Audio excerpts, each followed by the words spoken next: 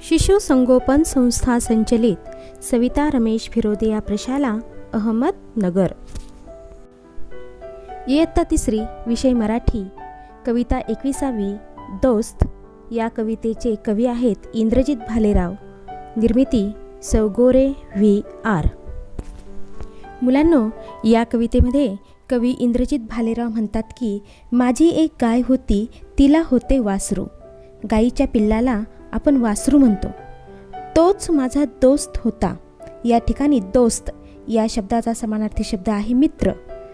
त्याला कसे विसरू। या ओळीचा अर्थ होतो की एक आमच्याकडे गाय होती, तिला एक वासरू होते। वासरू माझे मित्र होते, त्याला मी विसरू शकत नाही। मीही व्हायचो गुबगुबीत। या ठिकाणी गुबगुबीत या शब्दाचा अर्थ होतो बाळसेदार। दूध पिऊ पिऊ दोघांसाठी एक पान्हा, आम्ही भाऊ भाऊ। या ओळींचा अर्थ असा होतो की वासरू गाईचा पान्हा प्यायचे। मी पण गाईचे दूध पिऊन पिऊन बाळसेदार झालो। म्हणजे एकाच आईचे दूध प्यायल्यामुळे आम्ही दोघंही बाळसेदार झालेलो आहोत। जणू आम्ही दोघेही भाऊ भाऊ आहोत। दूध पिऊन झाल्यावर तो वारा पिऊन उंडारला। उंडारला या शब्दाचा अर्थ होतो मस्ती करणे किंवा मनसोक्त उड्या मारणे। की माझा बाप पाठवायचा। बाप हा शब्द या ठिकाणी वडील या अर्थी आलेला आहे।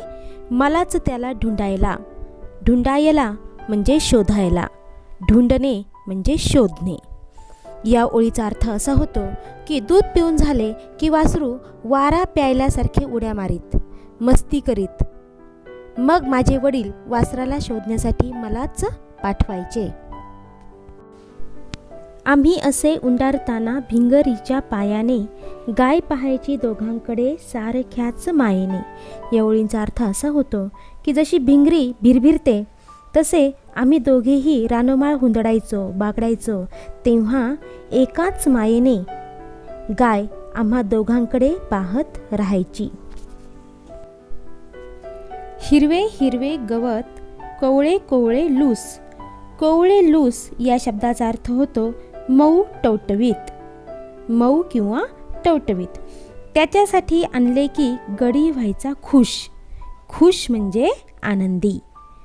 या ओळींचा अर्थ असा होतो की जेव्हा मी कोवळे कोवळे मऊ लुसलुशीत हिरवे गवत वासरासाठी घेऊन येत असे, तेव्हा वासरू खूपच आनंदी व्हायचे। कोवळ्या कोवळ्या जिभेने अंग माझे चाटायचा, ओठावरचा फेस त्याच्या साय मला वाटायचा।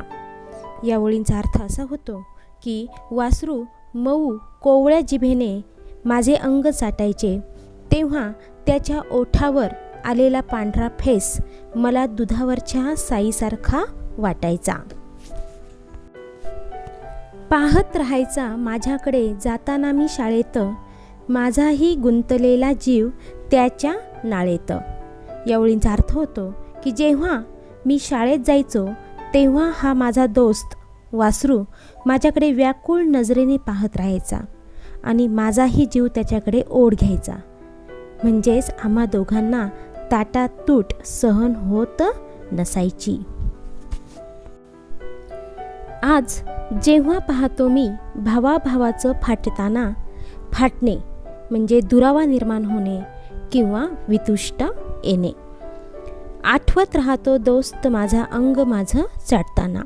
या ओळींचा अर्थ असा होतो की आजकाल जेव्हा भावाभावांमध्ये भांडण होऊन त्यांच्यामध्ये दुरावा निर्माण होताना मी पाहतो, तेव्हा अंग मायेने चाटणारा माझा हा वासरू दोस्त मला आठवत राहतो। मुलांनो, आता ही कविता आपण तालासुरात म्हणूया। माझी एक गाय होती, तिला होते वासरू। तोच माझा दोस्त होता, त्याला कसे विसरू। माझी एक गाय होती, तिला होते वासरू। तोच माझा दोस्त होता, त्याला कसे विसरू।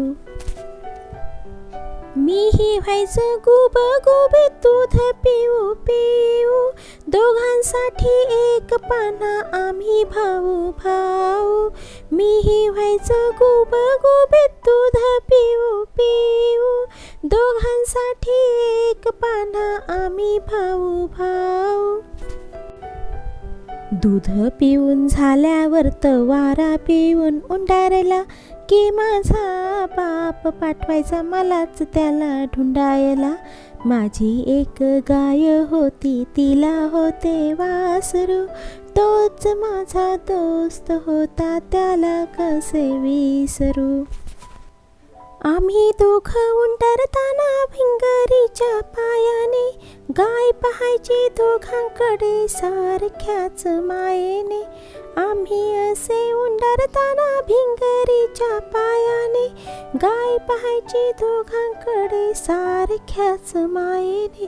हिरवे हिरवे गवत कोवळे कोवळे लूस. त्याच्यासाठी आणले की गडी व्हायचा खुश. हिरवे हिरवे गवत कोवळे कोवळे लूस. त्याच्यासाठी आणले की गडी व्हायचा खुश. माझी एक गाय होती तिला होते वासरू. तोच माझा दोस्त होता त्याला कसे विसरू. कोवळ्या कोवळ्या जिभेने अंग माझे चाटायचा. ओठावरचा फेस त्याच्या साय मला वाटायचा. कोवळ्या कोवळ्या जिभेने अंग माझे चाटायचा. ओठावरचा फेस त्याच्या साय मला वाटायचा. पाहत राहायचा माझ्याकडे जाताना मी शाळेत. माझाही गुंतलेला जीव त्याच्या नाळेत. पाहत राहायचा माझ्याकडे जाताना मी शाळेत. माझाही गुंतलेला जीव त्याच्या नाळेत. माझी एक गाय होती तिला होते वासरू. तोच माझा दोस्त होता त्याला कसे विसरू. आज जेव्हा पाहतो मी भावा भावाचं फाटताना. आठवत राहतो दोस्त माझा अंग माझं चटताना. आज जेव्हा पाहतो मी भावा भावाचं फाटताना. आठवत राहतो दोस्त माझा अंग माझं चटताना. माझी एक गाय होती तिला होते वासरू. तोच माझा दोस्त होता त्याला कसे विसरू. माझी एक गाय होती तिला होते वासरू. तोच माझा दोस्त होता त्याला कसे विसरू. त्याला कसे विसरू. त्याला कसे विसरू. धन्यवाद.